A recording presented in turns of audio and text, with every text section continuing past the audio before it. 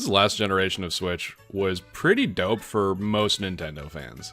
We saw the return of dormant franchises, the evolution of some stagnating, and peak on peak on peak. With all that, how could you possibly ask for more? Well, in a YouTube video, this era of gaming was pretty much just a machine churning out wish fulfillment one after another for myself. Although I do mean that outside of Nintendo as well, hot diggity dang, Nintendo did a pretty good job at their part of it. Smash Ultimate newcomers alone felt like they were personally tailored to me, getting all of the top 3 characters I wanted. One of my favorite new Pokemon in Incineroar, mine, Craft, Steve, and Sora of Kingdom Hearts. The Mario Party Superstars reveal was also among my biggest pop-offs, and as a certified Mario Kart 8 Deluxe lover, every course revealed in the Battle Pass tickled the heck out of my fancy. In spite of that, every Direct I sat there yelling at my screen begging, "Where is Star Fox?" And to my dismay, he remains chained up in Sakurai's dungeon, getting ready for his 4 p.m. Smash Bros. Appointment. Today, I'm going to talk about some of the franchises I want to see make an appearance on Switch 2 that did not make it to the first one. Alright, let's start off with an easy one of the many series in Smash Bros. That Nintendo refuses to acknowledge outside of it, Punch-Out! It's almost weird how short-running this series is to have the amount of outcry for its return that it does. But that's what happens when you go 3 for 3 in the banger department. I'd say Little Mac is among the more iconic of Nintendo's characters that they just don't use that much, and definitely among those with the most potential. I'm a big fan of his fighting style in Smash, the ground-heavy game with huge power but next to no recovery. I'd say because of Smash Bros. Alone, he's a big enough name to justify trying to get him back into a starting role again, but that's without even mentioning that he's also the lead of a series with a lasting legacy. The original Punch-Out! Has always been touted as one of the best NES games, with an endgame challenge that lives rent-free in the minds and hearts of gamers since the 80s. Myself and multiple friends have dedicated ourselves to the idea that at some point in our lives, we'll manage to defeat Mike Tyson. This one guy I actually knew, Jake, got really serious about it. Super Punch-Out! Continued that legacy with what I feel should be credited as one of the best follow-ups of the 16-bit era. Those games, however, are not really why I wanted to talk about this game today. The game I care about is Punch-Out! For the Wii.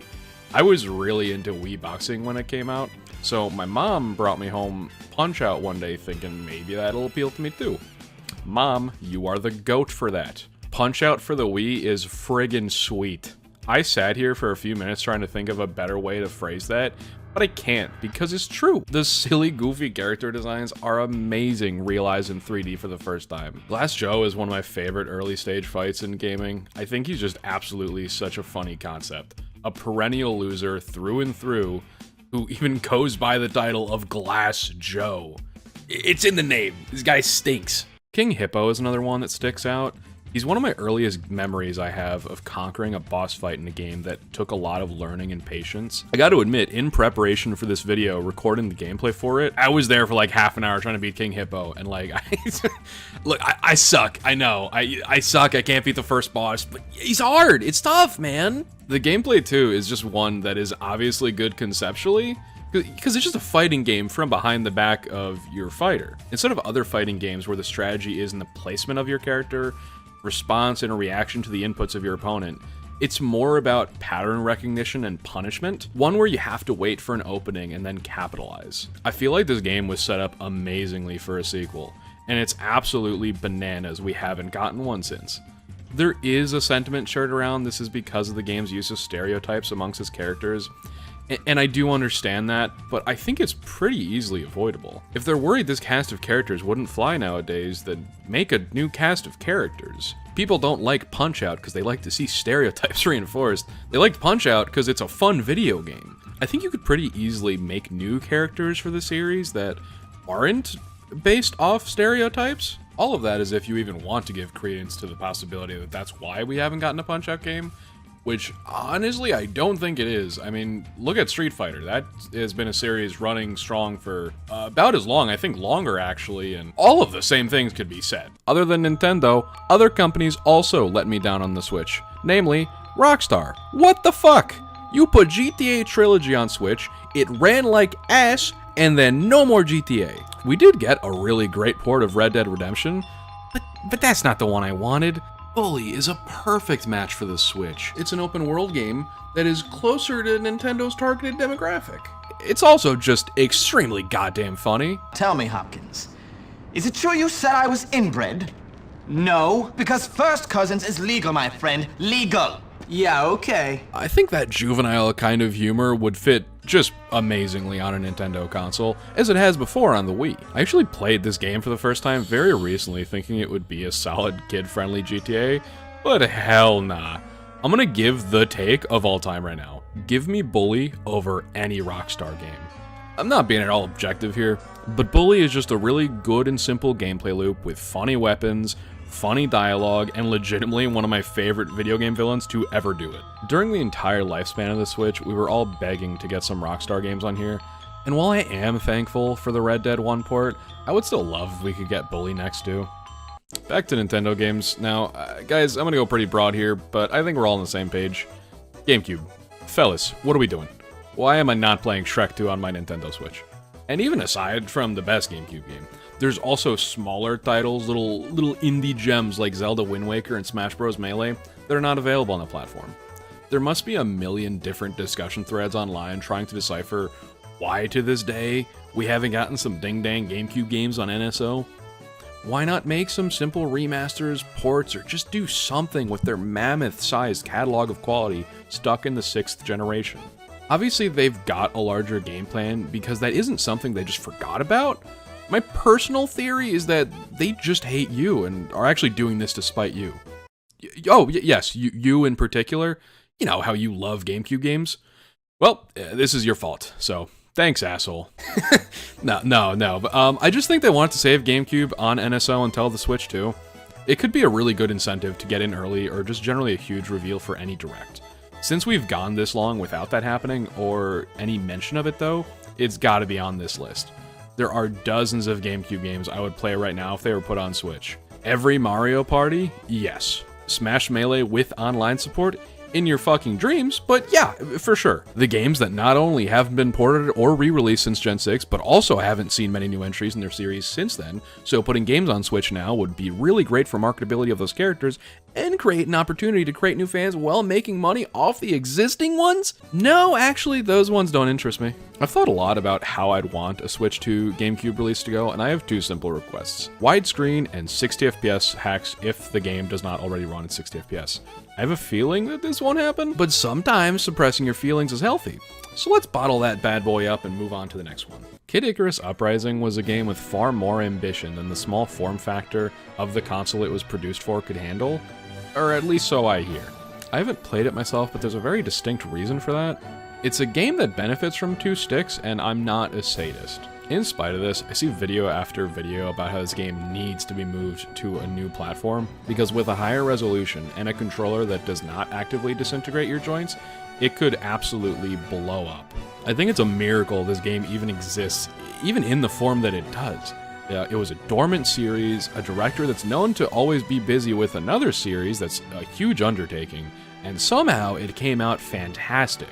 All those reasons, though, are exactly why it can't stay on the 3DS forever. This is another game that, if you gave it a chance, could sell like hotcakes. The free advertising Pit gets from every Smash Bros. He appears in means that if they wanted to, they could absolutely market this game, or a sequel to it to those players, whilst also riding the wave of positive reviews Uprising got when it initially released. I want to play this game, but I also want to have hands, so Nintendo, work with me. Speaking of the Smash Bros. Effect, you guys, where is Star Fox? Where the, and I want to stress this, the fuck is Star Fox? How has a character that was popular enough to be in every Smash game be the star of one of the highest rated N64 games to ever exist and have a persistent fan base that won't stop begging for new games, not gotten a new game since 2016? Well, ain't that a bitch. I've not always been a Star Fox fan, but I did play Star Fox Adventures as a kid, and it's easily one of my favorite games from that. I always thought Fox was so cool, and it was one of the few big action-adventure games I played back then, so it stuck out as pretty unique for that. It was the only one I'd played for the longest time until this last year, when I hooked up my N64 I bought at a retro game store some years back and decided to get my money's worth. That's when I found out that Star Fox 64 is one of the best video games ever made. For an N64 game, it looks pretty good, and it plays like a dream.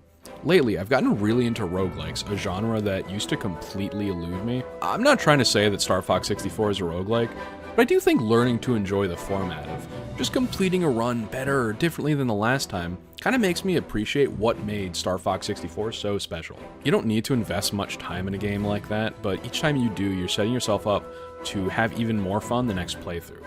Each time I took down Andros, I found it only made me more excited for the next time I'd do so.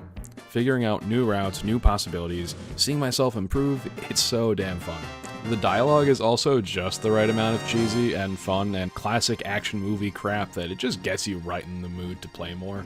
I'd also say this is one of the better designed cast of characters in the Nintendo library. A lot of what I like in Sonic the Hedgehog is on display here. Cartoony animals that carry themselves very seriously in cool Space Cadet outfits. The different gameplay styles work all too well. I just assumed when I'd play the Landmaster stages I wouldn't enjoy them as much as the R-Wing, but I might have liked them more. Then there's the first time you're faced with a dogfight in Fortuna. I was frustrated trying to learn the controls, but once you have it down, there's some of the most fun you can have in the game. I absolutely hate Slippy for what a useless asshole he is, but I do still love the moments where you get rewarded for saving your friends from a sudden attack. The game is also constantly fighting for and earning your attention, with tons of great moments and set pieces in every mission. Ambushes are always afoot in the Lilat system, and you can expect excitement the moment they arrive every single time. I can't say for sure what the actual reason is that Star Fox hasn't been getting the same love as other franchises in these last few generations, but I firmly believe it should not only receive one soon, but it's the series with some of the most untapped potential in Nintendo's library of IPs. Okay, I want you to picture this with me right now. An open galaxy Star Fox game. You can trek on foot with Fox on individual planets, travel the galaxy in the R-Wings, take missions in different sects of the Lilat system. I know what I'm describing is a huge new game with tons of risks, but that's exactly what Nintendo should aim to be doing on the Switch too. The games Nintendo tried new things with and experimented lately have changed their respective franchises forever, and have seen some of them grow to new heights. I talked about Breath of the Wild in the last video, but I did leave out one of the best games in recent memory, Kirby and the Forgotten Land. Kirby's been stuck in the second dimension forever, but in 2022, we finally saw what a 3D Kirby game would be like. If you're not aware, I will inform you. It fucking rocked! I played Kirby games before, but I just don't know that any of them engaged me half as much as Forgotten Land. I had a ton of fun playing it, and I might say it was a perfect video game. The Star Fox game I'm pitching is obviously a bigger shift than that, but my point still stands. Even if not a big crazy game like that, any kind of new Star Fox game would be really awesome. I know we got new content in Starlink, but I haven't played that, and it's not actually a Star Fox game. If I should play it though, let me know, maybe I'm sleeping on it. Anyway, Star Fox me up, please. My body is ready. Going back to the last video for a second, I talked about the topic of comfort games on Switch. You know some more comfort games that I would sure like on the Nintendo Switch? The Kingdom Hearts games. And before you say it, I'm gonna have to tell you to shut the fuck up. Respectfully, lovingly, but firmly, shut the fuck up. I know we got cloud versions that do allow me to technically play one of my favorite series on Switch, but what do you take me for? I tried the demo to confirm my fears, and I promise you, that is not a real way to play Kingdom Hearts on Switch. Give me a real, actual Kingdom Hearts collection on the Switch too, and then when Kingdom Hearts 4 comes out, put that on there too. If Kingdom Hearts 4 comes out on Switch, I will be the happiest guy in this whole dang world. So make me that guy, Square Enix. Set my heart ablaze and let me fight the darkness on my work breaks. Also on the topic, cloud games as a whole, can we leave that behind with the Switch, dude? That was dumb, bad, just bad. No. Resident Evil, Control, some games I'm sure I'm forgetting. Can we get like real versions of those games, or just at the very least, no more? I don't want to play cloud games on my Switch. That's not a good combo. That's not good for anybody. I just don't think cloud gaming is on the same level as like real download and play. I can appreciate the option to play these games, but if this is the only way to play those games on here, then, well, I kinda don't care. Just me personally, you know. Back to comfort games though, this might be among my most desired requests in this video. Get more Sonic games in the Switch too. I'm a fan of every kind of Sonic game, and if I could, I'd get every one of them playable on it. They could port Sonic R, and I would be there. So hard, so fast. It'd probably be easier to name the Sonic games I don't care about getting over the ones that I do. Like a Sonic Spinball on Game Gear, and yeah, no, that's it. Just Sonic Spinball on Game Gear. I want all the others. A lot of what I'm about to say just isn't going to happen, but just let me cook. I'll do this in order from what I think is the least to most realistic. First up, Sonic 06. Not a perfect video game, and occasionally a steaming pile of garbage, but my steaming pile of garbage, and I love it. Same with Sonic Lost Worlds. Put it on the Switch too, you fucking cowards. Sonic Storybook Series. Black Knight is one of my favorite video games ever, and if they made it so you could play Secret Rings without flailing around your controller like an asshole, that day would be a joyous day. Sonic DS Collection, really just a Rush compilation. I don't know how they'd make this work, but it would be so awesome, it would be so cool. Sonic 3DS Collection.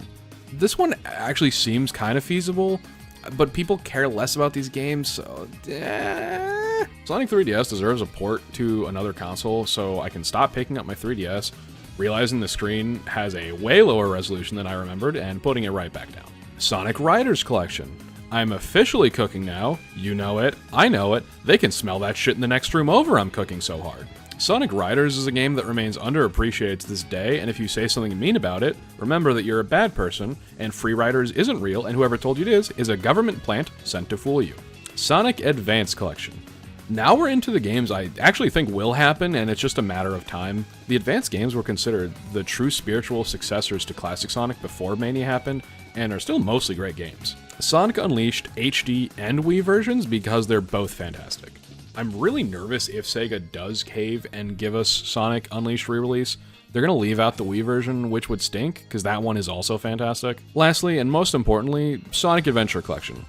Literally, how did we never get these games on Switch? They would be such a perfect fit on Switch. And I know this because I really want it. And if I really want it, that means it's a good idea. I am a video game fan. In my perfect world, this would be packaged with Adventure 1, 2, Heroes, and Shadow because I'm fucking delusional. Alright, that's all I got for my Sonic tangent. This next one is the game in this video I might go the most rabid for if announced, the return of Mario Baseball. There are a few games that define my childhood and what I would do anytime I was playing games with a friend, and this was one of them. I know the Wii one was quite special to a lot of people, but to me, the first one was where it was at. I absolutely loved the amount of single-player content in that game, and think it might actually be the best Mario sports game to play against your friends. The sport of baseball is one I feel lends itself really well to arcadey, gamified iterations of itself more than most others. The abilities and game modes in this one speak for itself, I feel, but in case you're not familiar, I'll give you a light recap. There's a decently chunky campaign mode in this game you could have a really great time with, and tons of mini game modes that are mad fun. Even though most baseball games make pitching the less exciting half of the game, my favorite minigame is actually one where you're doing just that. The wall break minigame includes you trying to get the pitch just right so you land the ball exactly where you want to, and not sending it too hard, catching some of the Bowser walls and losing points. Both Superstars and Sluggers are endlessly replayable, but that doesn't mean I'm not down for a new one. A port would be cool and all, but I hope with all my heart that this generation is finally the generation the Mario Baseball drought ends and we can again see Donkey Kong punch a baseball. That brings me to the last and potentially most important game on this list today. I've talked about a lot of games I loved, and a lot of games I think need to have their potential unlocked with a new start on a new console. This last one, though, is one that firmly lives in my heart as one of the best series Nintendo is tragically yet to follow up on. I indirectly referenced it when saying I wanted GameCube games to be on Switch too, but this is the one I want to see the most. Shrek 2 for the GameCube is an underrated gem, and right now, if you want to feel sad, go to eBay and type Chibi-Robo into the search bar and watch horror as the results load. To play one of the most creative, fun, and adorable games of the 6th generation, you're gonna have to shell out a few $100s at least. Nintendo has, for whatever reason, not done a single re-release of this game in what will this year be 20 years since its release. There was one done in 2009 for the Wii as a Japan exclusive. For us Americans, our options have been only to pony up the big bucks or find some other means that I, by the way, have absolutely no idea about. Because of that, millions of people are missing out on the chance to be a tiny little robot running around a big house, doing chores, and having a blast. That is a downright tragedy. When I was a kid, one of my favorite movies was Honey, I Shrunk the Kids. I think conceptually, shrinking plots are extremely fun and among my favorite story devices. Check out Solar Opposites, by the way, for one of the best examples of this. If you haven't seen it yet, they have basically a C plot, like just a background story that has nothing to do with any of the main characters that is somehow more engaging than the main show. Back to Chibi-Robo though. A video game that utilizes this concept puts you inside that fantasy. Suddenly, exploring a family's living room is an adventure in itself. This is actually a concept that we see in Pikmin as well, and Pikmin 4 utilized this quite heavily, again, finally heading into homes for my understanding the first time in the series. I've not played all the games, and I haven't gotten to 4 yet, but, you know. Chibi-Robo, though, is the one that I played growing up, and I revisited it some time ago as a teenager, but I've since lost my copy of the game. It would be a gift and an honor to give this game another go as an adult on an official Nintendo platform. Beyond just a remaster though, I think a new Chibi-Robo could go in so many different directions, and all of them excite me. Like a direct sequel to Chibi-Robo Ziplash. And with that said, those are the games. We probably won't be getting much else on the Switch before its younger sibling hits store shelves this year, but there will be some. Xenoblade Chronicles X is a game that would have been on this list for sure if not for its definitive edition hitting the Switch this March. After that though, I think we're waving goodbye. I love this console and I'll miss it, but way more than that, I'm ecstatic for the Switch too. This video was born of that excitement, and I hope that it ends up being all I want it to be and so much more. My faith is moderately high in Nintendo, and especially all the amazing teams working on games for the upcoming hybrid. So let's say out with the old, in with the new, and where is Star Fox? Where the fuck? Where is he? Where is he, dude? If you enjoyed this video, first of all, thank you. Dope, very appreciated. If you did, if you hit a like, that would be neat. If you hit a subscribe, that would be neater. If you hit the bell because you want to see all my friggin' frackin' videos and don't want to accidentally miss them because YouTube's a little dick, you know, that would be friggin' sweet. I said it in a community post at this point, but I want to say again, the first video I posted on this channel got a ridiculous amount of appreciation and love and support, and I mean, holy crap. I'm strapped for words. I've gotten a lot of comments that are far kinder than I feel I deserve, but nonetheless, I'm very thankful. You guys are fantastic. If you took the time to not only watch this video, that video, but this video. And speaking of, if you watch this video, I have another video. It was about how much I just like the Switch. Yeah, my personal experiences with it. And yeah, if you like this one, maybe you'll like that one too. That's all for me, so catch you later.